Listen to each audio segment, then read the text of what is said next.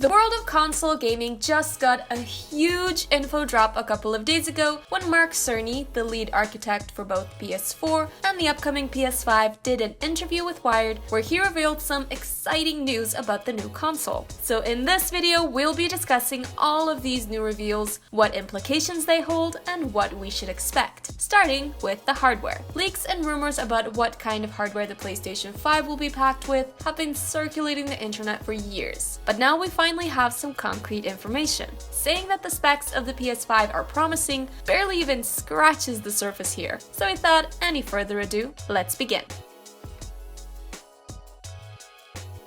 First up, we now know that the PS5 will be powered by a 7nm octa-core Ryzen CPU. The fact that Sony is once again opting to go with AMD isn't really a surprise. In fact, it was one of their earliest rumors about the PS5 and was all but confirmed when Sony filed a patent for backwards compatibility a couple of months ago. However, it is easy to forget that AMD has only brought their A-game to the CPU market relatively recently, with the Ryzen line of CPUs. The PS4 is powered by an AMD Jaguar APU, so we're excited to see what this truly next-gen hardware can do for the console. Another thing that blew our collective minds is the fact that the 7nm Navi GPU this console will use supports ray tracing. Again, speculations have been made that the new PlayStation will use a Navi GPU, but no one even dreamed about real-time ray tracing. We'll have to wait and see how this all pans out, since ray tracing is something that even many high-end PCs are struggling with, so there is some skepticism. But if Sony can deliver on this promise and offer genuine, real-time ray tracing without inflating the price to astronomical proportions, then we can even see PC gamers making the switch to consoles in the near future.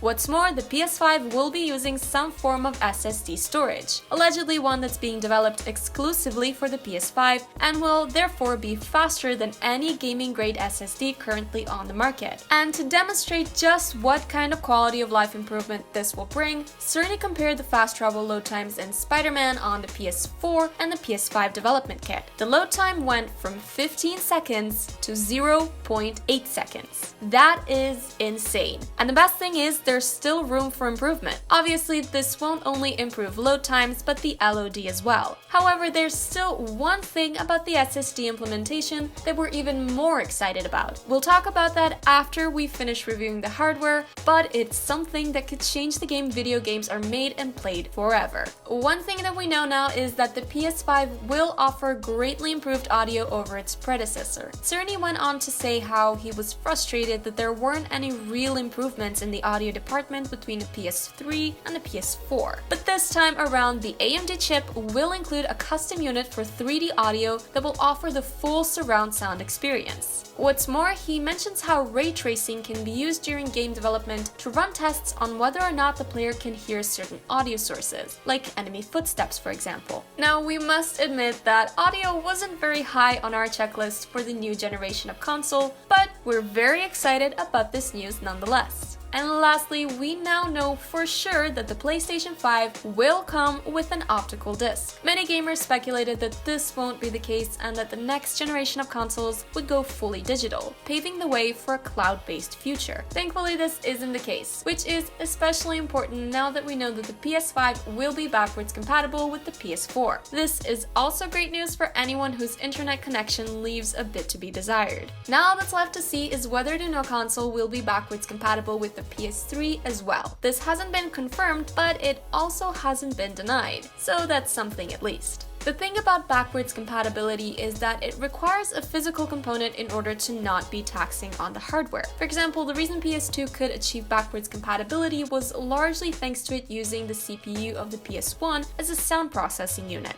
A similar thing happened with the PS3, as it had a part of the PS2 in it at first. Without the physical hardware component, you would have to run an emulation, basically a virtual console within a console. And let's be real, the PS4 had nowhere near enough horsepower to accomplish this. But with how stacked the PS5 is in terms of powerful hardware, we wouldn't be surprised if it could. That's all we have to say for now, since this is just speculation, but we feel that the possibility is there, so we're hopeful. Lastly, while it isn't a piece of hardware, we already know that one peripheral is making a comeback, and that is the PSVR. Supposedly, the new PSVR 2 headset is going to go wireless. That's all we know for now, but honestly, that's enough. We're just glad to see that Sony isn't abandoning VR, since it's just starting to get good. In case you're not up to date with the VR scene, let's just say that things are looking up, with games like Nostos finally out to bring some awesome and genuinely immersive gameplay that goes beyond the standard tech demo fare that the VR has been stuck in for a while now. We highly suggest you check out Nostos in case you've lost all faith in VR and wish you hadn't. It's shaping up to be everything we as gamers wanted from VR from the start. But enough about that, we know you're here to hear about the PS5 stuff. All in all, it's shaping up to be the most powerful console ever made hardware-wise. But we know hardware isn't all that exciting to all of you. To some of you, it's just a string of letters and numbers, and that's okay. So let's just instead talk about what kind of performance you can expect and at what price.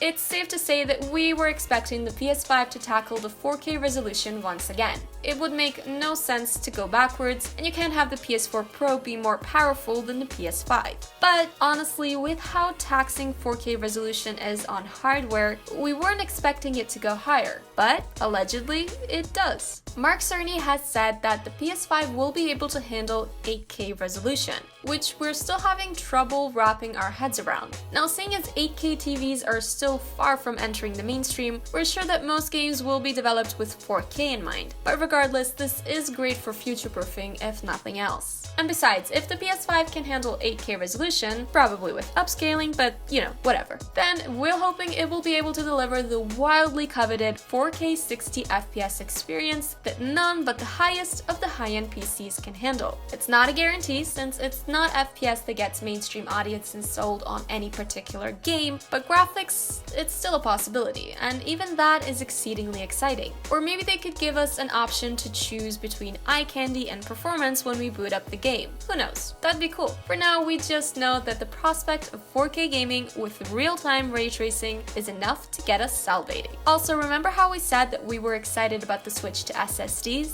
Well, the reason for that is that this switch holds the potential to revolutionize the way games are developed. Yes, PC gamers have been using SSD for a long time now, and the only benefit is pretty much just the improved load times. So how can this revolutionize game development? Well, the thing about it is that most games, and in any case most AAA games, are developed with consoles in mind. So yes, you can play Shadow of the Tomb Raider on your PC, and heck, you can even add ray tracing to the mix and make it look way more gorgeous than it could ever look on consoles. But the graphics are not the only thing that's different. The core game is still the same, and it's still the same game that was developed first and foremost for HDDs. But now that developers no longer have this restriction, they can go wild in ways they never have before. In short, the fact that consoles are making the switch to SSDs can even be beneficial to PC gamers in the long run. But how will all of these reflect on the price? This is the only thing that worries us, as both the PS3 and the Xbox One launched at unreasonable prices. The PS3 launched for $500 and $600 for the 20GB and 60GB variants respectively, which translates to about $650 and $750 in today's money when you account for the inflation.